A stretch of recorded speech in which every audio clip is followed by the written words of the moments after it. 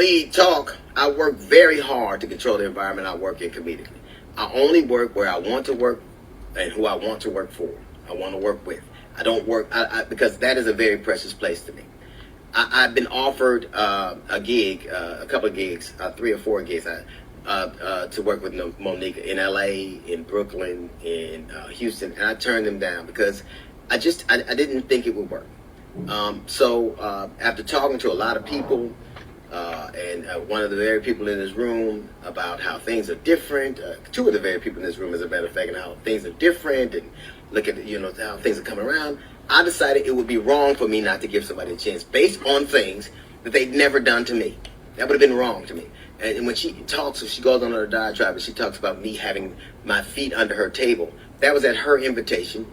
I was doing a gig in Greenbelt, Maryland. She lived in Baltimore. She was having a fight party. It was, I think, Evander Holyfield and Mike Tyson. And sure enough, I came to her table at her invitation. And it was a wonderful time. As a matter of fact, it was based on that interaction, along with talking to people, I decided that I would do these gigs. I decided I would do it. And now I know what Tyler Perry knows, I know what Lee Daniels knows, I know what Oprah knows, I know what Steve Harvey knows, I know what Charlamagne the God knows, I know what Netflix knows. Saying yes to Monique is an occupational hazard. Now, we're playing a gig in Detroit this weekend. I know I'm going on at 9:45. I leave the hotel. I get there around 9. Monique had just gotten there. She's supposed to be there at 8:40. She had just gotten there, gone at 8:40. She got there at 8:38. What Monique was trying to do was to slow walk the show. She didn't end up getting on for 30 minutes. The oldest trick in the world is, if I want to change the order and I don't have merit, I'll try to make people wait so long that everybody gets nervous and go, please, just go on so we can avoid a conflict. That didn't happen. Monique got on stage. Monique actually felt like she had merit. She would have done 1 of 3 things. Either she would have took it up with the promoter, and she did, and the promoter said, we're going on, and whether you're going or not, that's a different thing.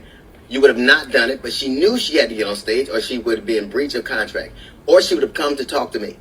She didn't ever, and I emphatically emphasize this, she never once talked to me. I haven't seen Monique in years. I didn't see her at the venue before, after, or during. I haven't spoken or seen Monique. So if you really thought that you had a legitimate contract dispute, you would have come to me and said, hey, I have this contract and you have this contract. Notice not one thing on that contract, not one person she has on that contract, not one thing happened. Do you know why? Because it wasn't legitimate. And she goes on stage and she proceeds to eviscerate me. Not just me, but Steve Harvey, the sexual, my wife, my dog later on in subsequent conversation. Let me ask you something. What did any of that have to do with an alleged contract dispute?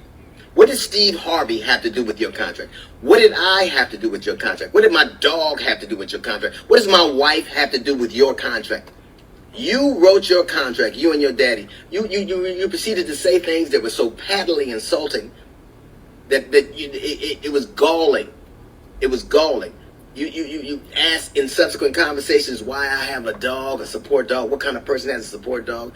I have that dog because my father died. My children and family decided they would get a dog from where he was from, and I named the dog after my father. I don't have a dog to keep people away from me. I have a dog so I have my father with me all the time. That is an act of love which you know very little about. You proceeded to assault my sexuality. You have the temerity to assault someone's sexuality, a man's sexuality, given who you lay next to? None of that had anything to do with alleged contract dispute. You could have taken that up with a lawyer. You would have gotten out. You could have not gone on stage, but you knew you didn't have a valid contract. And you do what you always have done. You tried to weaponize black femininity. You tried to turn that audience against me. You tried to burn everything down, like you do all the time. Who calls Netflix and thinks I can get $10 million because I did the Queens of Comedy? Who thinks you can get on stage and still live off that? I was a king of comedy. You never hear me talking about it because in this business, like any other, it isn't what you have done, it's what you do. That show was one I signed on to do. I made the quintessential mistake, the horrible mistake that, like Tyler Perry, like Lee Daniels, like Oprah, like all these people, of saying yes to you. And it is an occupational hazard. It is my fault. I have learned my lesson. You didn't just, and the thing that bothers me the most isn't the things that you said, because I know who I am and I know what I do. And I have a pristine reputation, and everybody who knows me know what I'm about.